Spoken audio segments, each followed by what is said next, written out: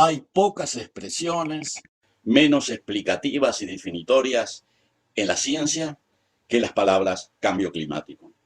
Solo indican que hubo, hay o habrá un cambio en el clima en algún lugar de la Tierra o quizás en todo el planeta. Decir eso no aclara nada, porque el cambio, sea climático o no, siempre ha existido, existe o existirá durante todo el tiempo geológico e histórico. En otras palabras, no dice nada que no supiéramos desde siempre. La frase cambio climático no dice nada, no agrega nada. Siempre hubo cambio, siempre lo habrá. Solo es un recurso de saturación mediática sobre algo obvio que solo sirve para confundir. Primero, definamos varios conceptos. Digamos que el clima es el comportamiento del tiempo meteorológico en un lugar o región específica durante un periodo de tiempo razonablemente largo, por ejemplo, de 30 años. No hay cambio de clima que se experimente de un año para el otro, ni siquiera en pocos años. Obviamente también se puede aplicar el comportamiento del clima meteorológico en todo el planeta durante un periodo prolongado, pero eso es mucho más difícil de identificar o definir. Por ejemplo, en geología, los cambios climáticos globales requieren largos estudios de formaciones geológicas y, sin embargo, a menudo los geólogos no están de acuerdo en la interpretación de los resultados. En cuanto al cambio climático global reciente, digamos durante los últimos 300 o 400 años, surgen dificultades similares debido a los múltiples parámetros existentes y las diversas formas de registro del clima a lo largo de la historia reciente, ya sea por uso de diferentes instrumentos de medida, cambio de ambiente de las estaciones registradoras o por la utilización de diferentes satélites para obtener las medidas. Hay que pensar que hay cientos de satélites. La expresión cambio climático aparece constantemente en los medios, pero en general no se refiere a un cambio climático global, sino a cambios a nivel local. Estos cambios normalmente son solo el efecto de la ocupación humana inapropiada de la Tierra. En otras palabras, el cambio climático se refiere principalmente a los cambios en el impacto sobre el medio ambiente de los fenómenos meteorológicos. Por ejemplo, de las tormentas, huracanes, vientos fuertes, inundaciones, sequías, etc. Y estos impactos están influenciados por el tipo de ocupación humana del suelo y los cambios artificiales de los paisajes. Por ejemplo, un mismo fenómeno meteorológico puede generar diferentes impactos antes y después de los procesos de deforestación generados por la ocupación humana. La deforestación promueve la erosión y los movimientos de masa en las laderas, como los deslizamientos de tierras. Estas catástrofes comunes en los países tropicales muchas veces están relacionadas con la eliminación de la cubierta forestal, a lo que se suma ocupación urbana y suburbana de las laderas, pero generalmente esto se produce a nivel local. Un ejemplo de estos impactos que no son productos del cambio climático, sino de la degradación humana de los paisajes, es el caso de algunos países centroamericanos, que siempre sufrieron los efectos de los huracanes, pero se vieron agravados significativamente por la ocupación humana excesiva e inapropiada del suelo. Fenómenos similares ocurren en las Filipinas o en la India o en las estribaciones del Himalaya.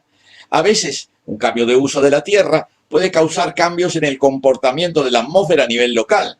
Por ejemplo, la eliminación de bosques disminuye la evaporación y aumenta la escorrentía. Eso determina que haya menos humedad disponible para la formación de nubes hacia el interior del continente y por ende una disminución de las precipitaciones. Son cambios climáticos locales que en ocasiones pueden tornarse regionales y son prácticamente siempre generados por la acción humana.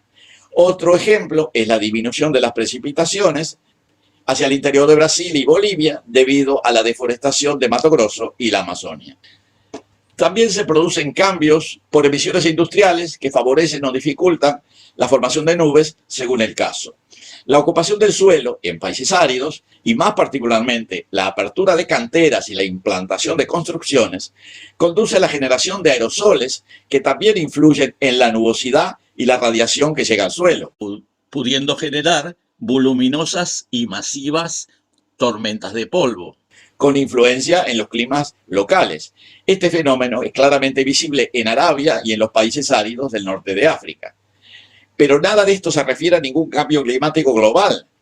Por supuesto, el cambio climático existe, como siempre ha existido en la historia geológica, pero estos cambios son mucho más difíciles de identificar, evaluar y verificar.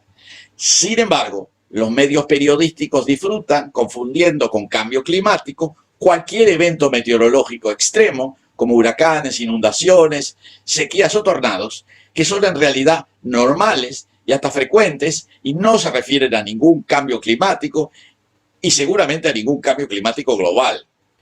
Estas calificaciones periodísticas se agravan cuando se desarrolla una teoría a nivel académico que explicaría estos fenómenos meteorológicos afirmando que son el resultado de un supuesto cambio climático global con datos parciales y maquillados.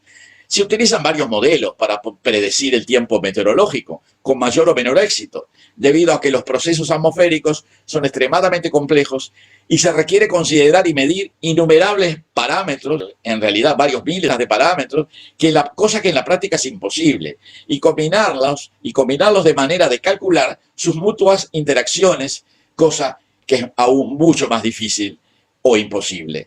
Por esa razón, los modelos pierden precisión en plazo de pocos días y son totalmente inadecuados para periodos más prolongados. En esta saturación propagandística que se repite incansablemente, también se argumenta que este cambio, que hace un par de décadas era denominado calentamiento global, es un cambio poco menos que inevitable porque se está produciendo debido al aumento del dióxido de carbono en la atmósfera.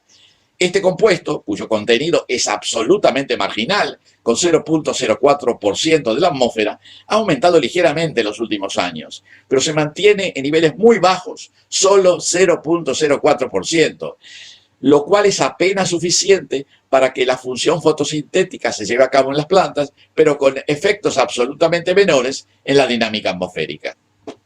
Baste recordar que los porcentajes geológicos de dióxido de carbono han sido muy superiores en varios periodos de la historia geológica.